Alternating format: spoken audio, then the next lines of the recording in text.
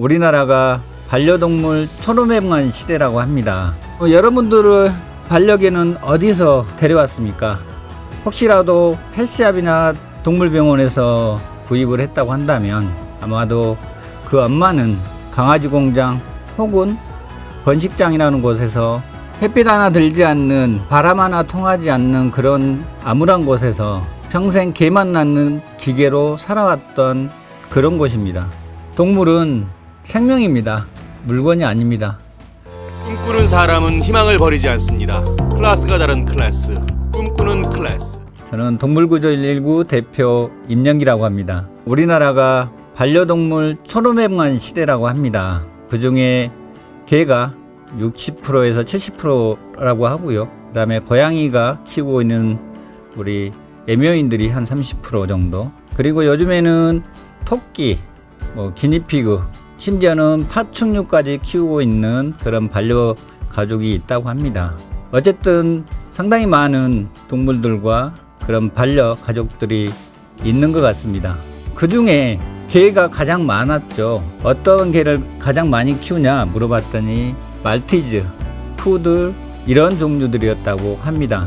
그리고 이제 그 개들의 이름은 어떻게 되느냐라고 이제 설문조사를 했더니 코코, 보리, 초코 이런 순서로 이름들을 많이 지었다고 합니다.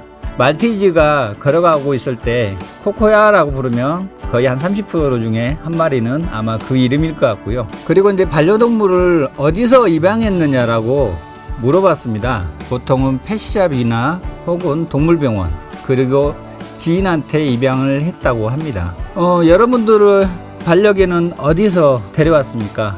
혹시라도 펫샵이나 동물병원에서 구입을 했다고 한다면 아마도 그 엄마는 강아지 공장 혹은 번식장이라는 곳에서 햇빛 하나 들지 않는, 바람 하나 통하지 않는 그런 암울한 곳에서 평생 개만 낳는 기계로 살아왔던 그런 곳입니다.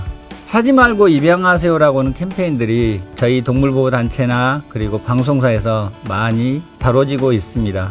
당연히 펫샵에서 어리고 이쁘다는 이유로 물건 고르듯이 그렇게 반려동물들을 사지 않았을 거라고 저는 생각을 하고 있습니다. 혹시라도 과거에 샀더라도 앞으로는 절대로 그런 일을 하지 않았으면 좋겠다는 게 저의 생각입니다. 클래스가 다른 클래스, 꿈꾸는 클래스. 오늘은 이쁘고 귀여운 이런 반려동물들만의 얘기가 아니라 어둡고 암울한 얘기를 여러분들과 함께 나눠보고 싶습니다. 우리나라 한 해에 매년 12만 마리의 유기견이 발생을 한다고 합니다. 상당히 많은 숫자가 버려지고 있죠. 이거는 거의 5년 동안 매년 평균이 그렇습니다. 그 중에 경기도가 작년 한 해 2만 마리가 넘는 유기견이 발생을 했습니다.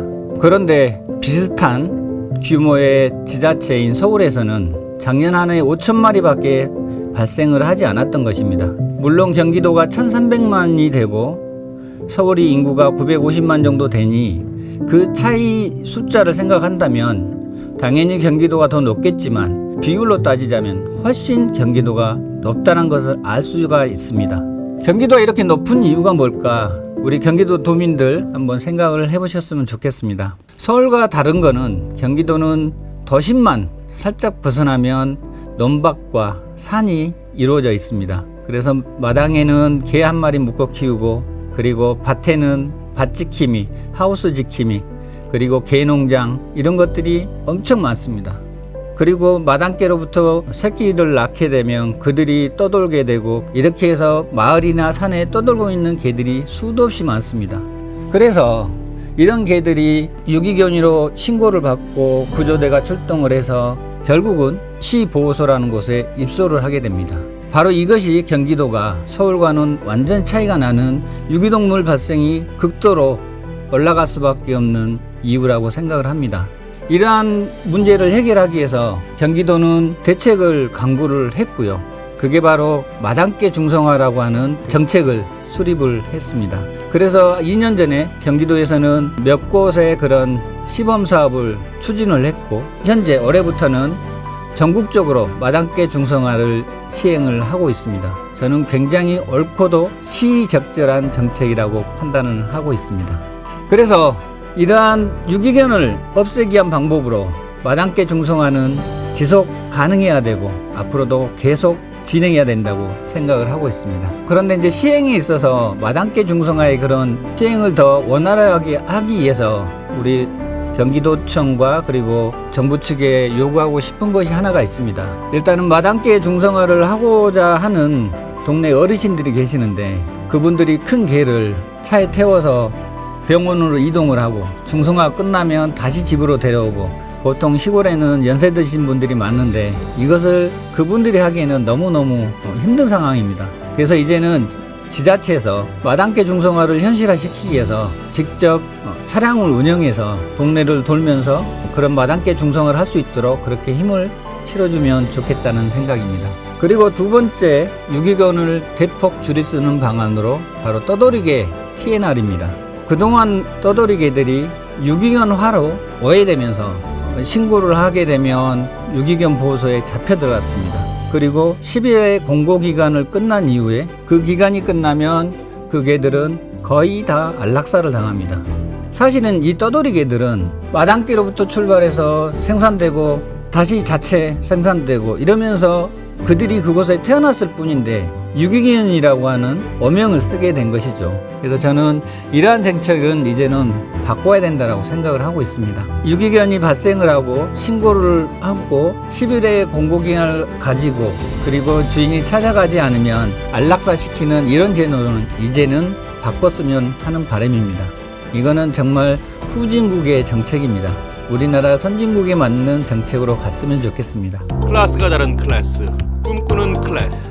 많은 선진국, 유럽의 많은 나라들이죠. 그리고 동남아 쪽도 마찬가지고요.